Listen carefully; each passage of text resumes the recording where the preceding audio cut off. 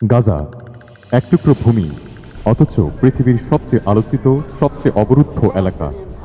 কেন এই ছোট্ট ভূমিকে কেন্দ্র করে দশকের পর দশক ধরে রক্তপাত? কেন ফিলিস্তিন ইসরায়েল যুদ্ধ থামছে না?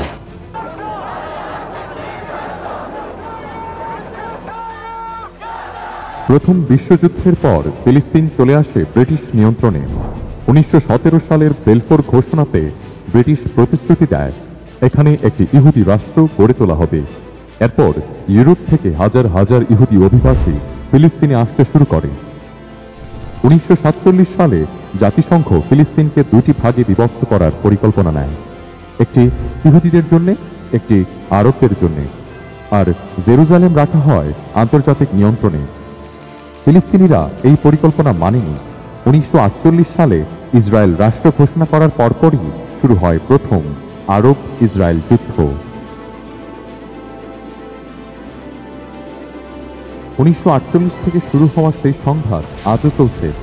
প্রতিটি যুদ্ধে ফিলিস্তিন হারিয়েছে তাদের ভূমি। পশ্চিম তীর আর গাজা, এই দুই অঞ্চলই এখন ফিলিস্তিনের শেষ আশ্রয়স্থল। গাজা মাত্র 365 বর্গ কিলোমিটার ভূমি, যেখানে 20 লাখেরও বেশি মানুষ বাস করে। 1967 সালের 6 দিনের যুদ্ধে ইসরায়েল গাজা দখল করে নেয়। পরে 2005 সালে সেনা প্রত্যাহার করলেও চারদিক থেকে কঠোর অবরোধ দিয়ে রেখেছে। ফলে গাজা এখন বিশ্বের সবচেয়ে বড় খোলা কারাগার নামে পরিচিত।